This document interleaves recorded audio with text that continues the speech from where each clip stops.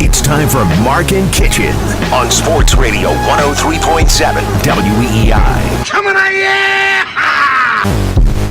All right, welcome into the Mark and Kitchen Show, 103.7 WEEI. Mark Dondero, Ben Kitchen here in Providence. Ben, good morning. How are you? Good morning, my friend. A lot to discuss today. We're going to talk first. Yeah. That's what I'm hoping for. You know, it sounded like Gronk wanted to give him something to chew on, because he respects Drew Brees. And like I said, there was sort of an awestruck factor there. You're talking to Drew Brees. This is a guy that I respect. He's a big name in the league. Whatever. I want him to think I'm cool and interesting. I think he gave him something. I think it means something. All right, let's get it trending when we get back. Patriots Game of Thrones parallel I want to make. That's next. This is the Mark and Kitchen Show, 103.7 WEEI. They have been so good. Mm-hmm. It has been so epic, so unbelievable. The run has been historic. You can't screw it up at the end. Game of Thrones. I implore you. It's been an amazing run. You've had all this interaction on Twitter and engagement and people obsessed with your program. Don't screw it up. You've got to put the cherry on top. Bill and Tom have got to put the cherry on top. And it's the same thing. This kind of greatness deserves a great ending. That's what we're all rooting for here in New England, and that's why it matters. That's why how it ends matters. That's why people around the country, the haters, get all in a tizzy when there is a whisper of controversy or a chance that maybe Bill and Tom aren't on the same page or something, and it might end bad, because that's the only way they'll have the last laugh. But for the sake of Brady and Belichick and Kraft and this organization's championship legacy during this era, it has to end well. There are people at some point that leave Yeah. and they talk.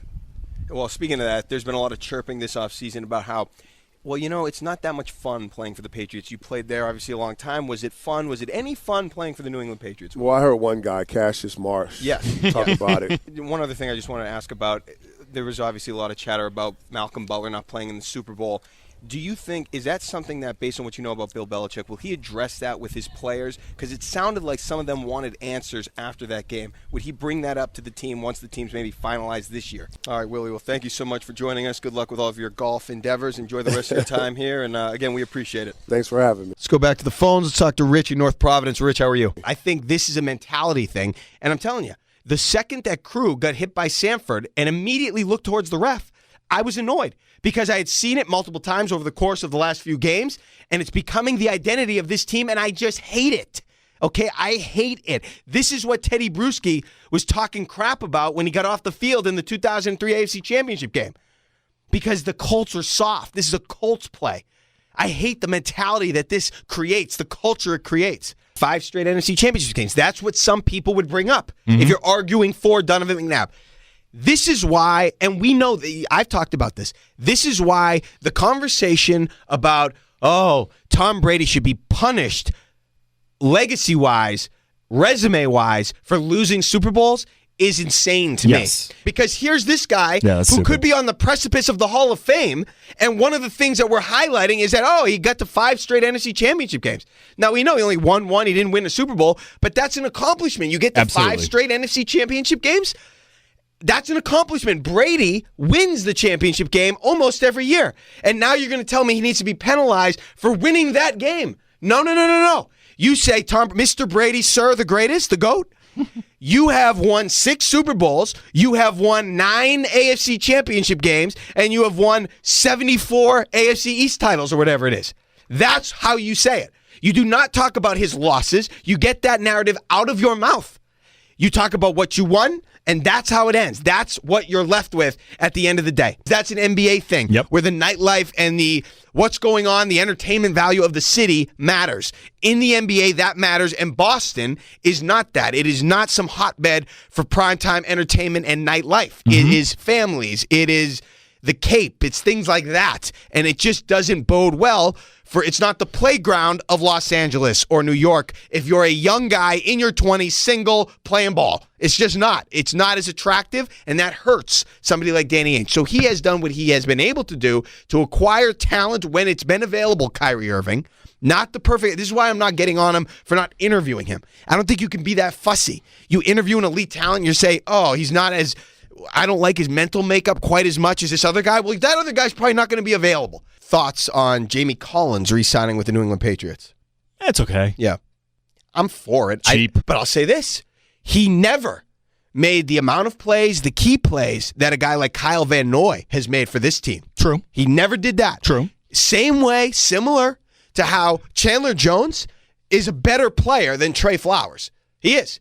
But Trey Flowers made more plays when it mattered than Chandler Jones did during his time with the Patriots. Also true. So I like having him here. I think it'll help. I think that's a nice depth piece. He's another guy that's been around, and he's got some physical talent. But this is a guy that, when it mattered, he couldn't cover Owen Daniels. If you had to go on a date, who are you taking, though? Are you taking Jennifer Aniston, Courtney Cox, Lisa Kudrow? Courtney Cox. Okay. Definitely not Lisa Kudrow, for crying out loud. Not even close. But No. she's funny. She's weird. She's funny. I don't want to date that. I want her to be my friend's girlfriend's roommate.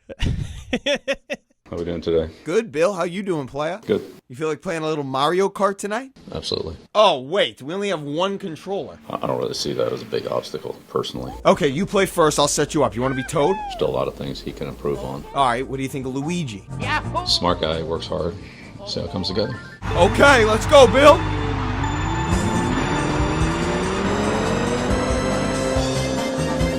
Come on, Bill. Win this race right now, baby. Still in the building block stages. Oh, come on. You can't let green shells hit you. What are you going to do when they come at you with the heat-seeking ones? Right. Ooh, you got red shells, Bill. Use them. Use them now. Hit Z. Stupid thing. Turn, Bill. Turn the corner. Oh, how do you hit the wall there? It's not easy. I mean, that's hard to do. Sometimes you go too fast and you have to back up. Sorry if you're offended by that. Oh, come on. You let Peach win? You suck at this game, Bill. That's just not the way I see it. Oh, no. You're awful. I thought it was a good competitive effort tonight. Yeah, sure. Whatever you say, Bill. I'm out of here. Okay. All right, thanks.